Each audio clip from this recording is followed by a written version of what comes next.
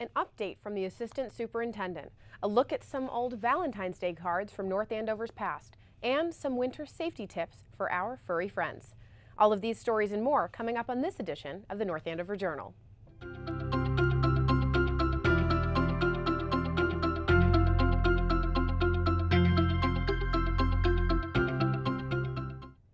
Hello everyone, and welcome to this edition of the North Andover Journal. I'm Morgan Healy. In light of the recent holiday, Carol at the Historical Society dug through the archives to find some old Valentine's Day cards to share with us. Let's take a look. Welcome back to the North Andover Historical Society. I'm Carol Majaha, the director here. It's February, and we all think about Valentine's Day during the month February. And I wonder if you've ever wondered about how long ago people started sending each other Valentine's cards. You may have seen in many of the shows where the curators put on their white gloves. And white gloves are wonderful for a lot of things, but for paper and for certain textiles, they actually can do more harm than good. So in our archive, we generally will just make sure that we wash our hands and sanitize them several times during our review of whatever materials we have out. We have a very small but a collection that runs the entire range of when Valentines in the United States were actually beginning to be sent right through into at least the first half of the 20th century. It's the time of the Civil War where sentimentality really grows. This is the first war since the American Revolution that involved the American public on American soil to any great extent. And it was during that time, coupled with the Victorian sort of sentimentality, that things like Valentine's Day became very important. The first Valentine cards were printed, I found this out just the other day, fascinating, in Worcester, Mass., and it was a company started by a woman, Esther Holland. She started around 1847. By the time the Civil War came, she became very popular. And we see lots and lots of examples from this time period here. In fact, all of these older Valentines are from the Civil War time period, or a little before.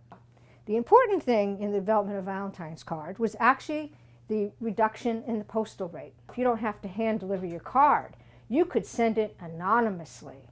And that became the big trend, where you would send a Valentine and the recipient would have to guess who sent it. And that became very much part of the fun. So Louis Prang, when he really perfected the lithography process to mass produce cards, postcards and greeting cards became the rage. In fact, we have an entire collection of different holidays that are actually these almost throwaway, the kind of cards that we would buy today. You can lots of time determine the age of it because of the way it's styled. So this is a later Valentine from about 1925 to 30. So they went from what looked like illustrations in a children's book to actually a much prettier design and much more sophisticated with embossing, but actually was much easier to mass produce. And our final cards is, of course, these are children's cards from the 1930s and 40s. And this one is particularly fun because it has a movable tail. And of course, if you're a card collector, that's one of the things you look for. And it's the whole advent during the 20th century of the tradition being developed of children bringing Valentines to every single person in their classroom, and of course their teacher, that you then start to see the mass-produced Valentine's cards, which of course look almost exactly like some of the ones that children can buy today to take out to the classroom. So that kind of brings us through the whole history of Valentine cards. The North Andover Historical Society's archives are open to the public. We do encourage, of course, anyone in North Andover to become a member and then to take advantage of this wonderful collection that we have. Books, we have family papers, we have genealogies, we have more in-depth town history, and we have documents from many families and many different time periods in North Andover's history. We teamed up with Bulger Veterinary Hospital to make our new pet health segment. Dr. Krista Vernaliken is going to give us some tips to keep our pets safe for the rest of the winter. Today about winter health hazards for pets. We'll talk about some things that are pretty obvious and some others that are not obvious. So the cold weather is an obvious hazard for pets. Most dogs are actually fairly good at maintaining their body temperature in cold weather, but those short-coated breeds could sometimes benefit from a little fashion. We do also see a fair number of animals cutting their paws on ice. The ice does get very sharp, and you would notice bleeding of the paws, or a dog excessively licking their paws might indicate a cut. To protect them against that, you could certainly invest in some nice winter boots for your pet, or just use a lot of caution in running around outside when it's particularly icy. On the same token, dogs also injure themselves on the ice. They'll take a run to the end of the yard and slip and fall, and they may injure a ligament or a muscle. Again, not playing around with them crazy when it's very icy outside is probably a better choice than going and playing ball with them outside. Salt can be rough on the paws, so we do recommend paw and pet-friendly salts. Usually we don't see animals coming in for actual injuries associated with this, but you will occasionally see your pet come up a little lame, and washing or wiping their paw would be appropriate. Don't let them lick their paws. They can occasionally have actual brain injury occur when they ingest too much of that salt. Pet-friendly salts are always more appropriate. On the less obvious, coyote attacks are actually way up in the wintertime. We do see animals coming in for either death or very, very severe injuries. Pets are really a very easy target for coyotes, as well as the wintertime is coyote mating season, and some of them are also, especially in a really rough winter, they're hungry and they're looking for a meal. So please use a lot of caution in letting your pet outside unobserved or in a dark yard. We do have a lot of coyotes in this area. Indoors, we actually do see a fair number of animals come in for ingesting things. They get bored, and we also do like to throw around stinky socks and boots and gloves that are very, very tasty to dogs. So be careful with that. And cats will get bored and actually suffer a number of medical conditions associated with boredom. Mostly urinary tract, which doesn't sound very obvious, but we do advise that you try to engage your cat and your dog and play inside in a safe environment. Another common issue that we see animals getting into is chemicals, especially antifreeze, so don't allow them access to your garage, especially when you're doing maintenance. Keep an eye on all of those chemicals that would be unsafe for pets or people to ingest. One positive upshot of the snow and the cold is that you can actually observe your pet's urine more readily, and so if they have bloody urine, you will be able to see it and notice it and bring them in quicker for that. So that's it for this segment. We'll see you next time when we talk about frequently asked questions and possibly Easter hazards. Thanks, Krista. And if you have any pet health or pet-related questions that you want answered, you can email them to us here at the North Andover Journal at thejournal@northandovercam.org. Our underwater friends Ariel and Sebastian are back to tell us about what shows are happening this month in the Merrimack Valley. Hello, North Andover! Welcome back for our arts and entertainment segment on the Journal for March 2016. This is my invertebrate friend, Sebastian. And this here is my meandering mermaid friend, Ariel. And we are both on the hook once again to tell you all about what is showboating around town in the Merrimack Valley. I'm ready to know what the people know. I wanna see 'em dancing. Wouldn't you think I'm the girl who has everything? Except show tickets, of course. Well, then let's get cracking on that, shall we, Ariel? Well, there is certainly a lot to cover this month, Sebastian. Oh, well, hey, man, Ariel, don't you know a crab my age should be retired at this time, getting a tan, playing the sea golf, sipping the seaweed colada. Here, just clam up, Sebastian. I mean, stop being such a crab. Oh, well, all right, Ariel, I guess I can't help it. I'm a little shellfish, I guess. All right, go on. What do you want to tell our listeners about this month that they need to know? Well, first, we're featuring an orchestral performance by the Merrimack Valley Philharmonic on Sunday, March 14th at the Veterans Memorial Auditorium at Doherty Middle School in Andover. The very talented violinist Joshua Peckins, who happens to be a native of our area, will be featured as he performs Beethoven's Concerto for Violin in D major, Opus 61. So, all you merfolk should swim on over to their website for tickets and more information at www.mvpomusic.org. Ariel, you tell me more about this here orchestra. Will the newt play the flute, the carp play the harp, the bass play the face, and they sound and chop, the bass play the brass, the chub play the tub. Is the fluke the Duke of Soul? Yeah. Oh, all right, on, man. We don't want to be missing that. Well, so no wonder you're so exhausted. I mean, Sebastian, you must need a vacation. You probably need some oxygen after that oceanic rhyme rhapsody you just did. Well, I guess that actually brings us to our featured production of, you guessed it, Acting Out's production of The Little Mermaid from March 11th through March 14th at North Andover High School. Ah, yes, it is the timeless story of a certain young mermaid who dreams of joining the human world. Sound familiar, Ariel? A little.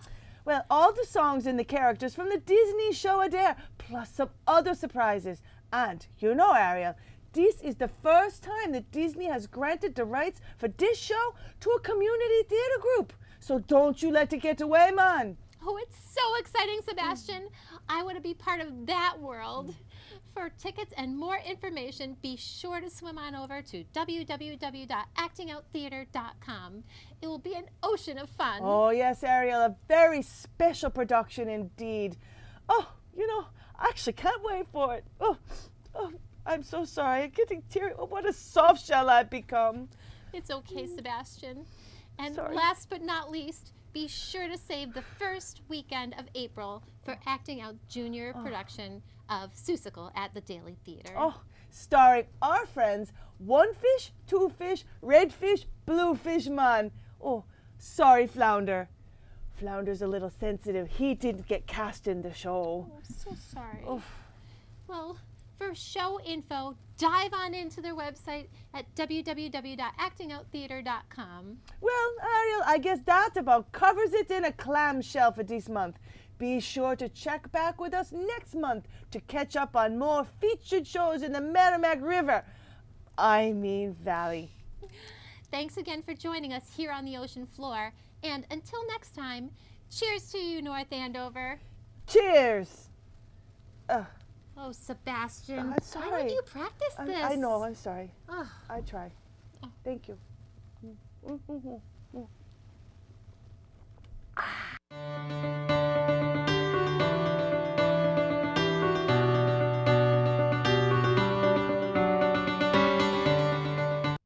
Thanks so much, ladies. Your beach theme definitely has me excited for summer and to catch the upcoming shows.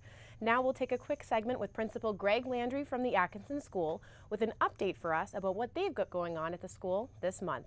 Let's take a look. Hi, this is Greg Landry from the Atkinson School. I'm the principal over here, the proud principal.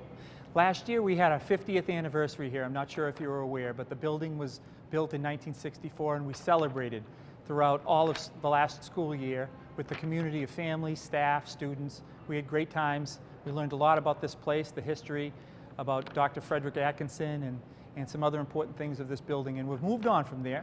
Now we're in its 51st year and we're trying to amaze with RAISE this year. You must know a little bit about RAISE values: respect, achievement, inclusion, service, and empathy. They're all around the town and we're very proud of it here.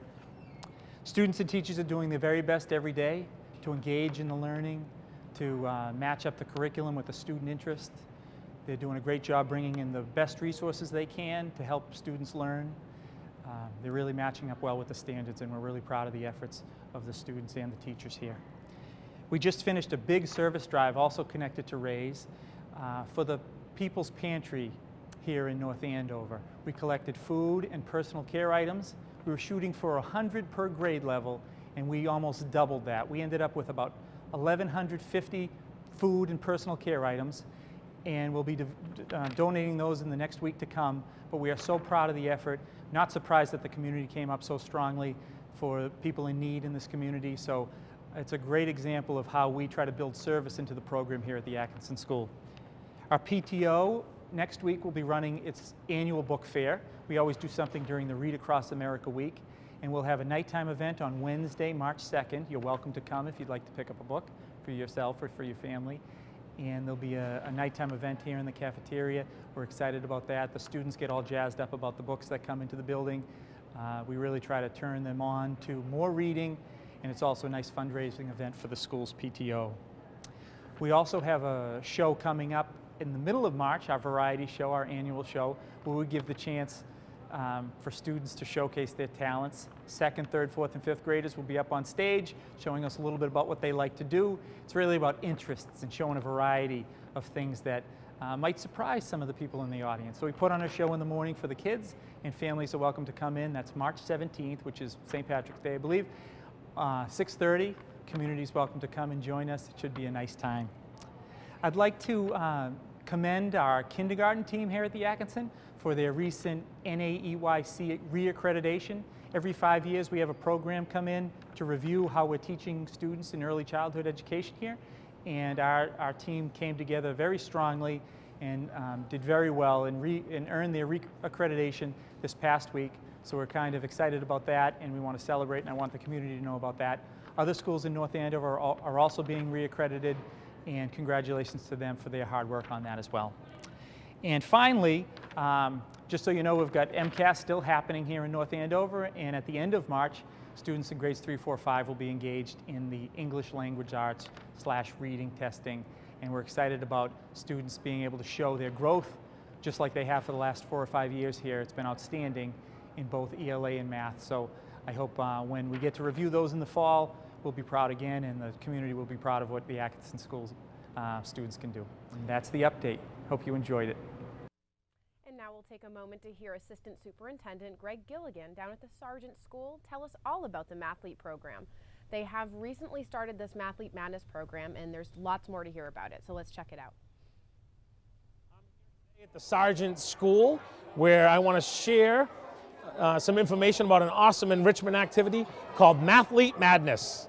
And I'd like to introduce next Assistant Principal Karen Leahy, who's going to talk more about how this program came together between the students at the Sargent School, our peer leaders from North Andover High School, and what the program's all about. This is a fun activity that we started mid-year, late November, where we've merged with the peer leader model at the high school to be able to do some math enrichment here at Sargent. It's a great opportunity for the kids that you can hear the excitement in the background. The high school kids come down. We do it once a week. We are rotating grades K through 5, and it allows for the teachers during this time to have some collaboration time around math. And the high school kids have certainly been like rock stars with the Sargent Elementary School kids. And we've had comments like, I never knew math could be fun. I never thought about math this way, to combine physical activity with math. And then the great peer model from the high school that the kids are sort of like coaches. So we're incorporating games with basic place value, multiplication, long division, and just doing it in fun, creative ways. And so we appreciate Jenny Flynn from the high school, and Kara Larcombe has been a wonderful asset because we're also incorporating some technology. Half the group would be away from the gym, and they're on the Chromebooks, where they're actually able to do some math games on the Chromebooks, and then we switch halfway through the hour and they come into the gym. It's been a lot of fun and a real work in progress with a great team effort from everyone at Sargent. We just moved over here to the music room, to the other component of Mathlete Madness, where students are doing math enrichment activities on the Chromebooks. Next up, I'd like to introduce the very proud principal of the Sargent Elementary School, Dr. Ed Foster, and our STEM coordinator, curriculum coordinator for the district, Kara Larcombe. Okay, thank you, Assistant Superintendent Gilligan. Ed Foster here, principal of the Sargent School, is part of our Mathlete Madness. It's going great. I know you just saw the gym portion of it. It happens during the PE. We do alternative math games with the kids in the gym. But this part of it is the computer part, where the kids go on different programs with the computer, and as you can see, they're having a blast. Again, trying to get into the grade level math content in different and alternative ways, and what kids don't love, you know, playing around in the gym and also on the computer. So it's been a great, super job put on that by everyone. Miss Larcombe's been here. Martha LeGros has helped us. She works in the technology department. Karen Leahy and everyone else involved. It's been a wonderful program. I've had a fantastic time working with our 3rd, 4th, and 5th graders so far this year on Tuesday mornings at Mathlete Madness. On the computer side, we have done an hour of code activity, so they've gotten a chance to experience what it's like to code as computer scientists. We have done some math games around multiplication, division. They've worked independently like they are today, and they've also worked in teams to play against each other, little friendly competition. Today they are working on some of their problem-solving skills and persevering to figure out how to get a block in a hole across this little maze that they have. So as you can see, they're having a whole lot of fun, and it has been a great opportunity for them to come down and have a little change of pace in their math work, and hopefully it spills over and brings some excitement to the classroom. Thanks to everyone down at the Sargent School for that segment. It looks like a great program. Before we end this episode, we've got some great calendar events for you to check out this month. On March 1st, the Stevens Memorial Library is welcoming Gloria Gavris to read and talk about her book, E is for Election Day.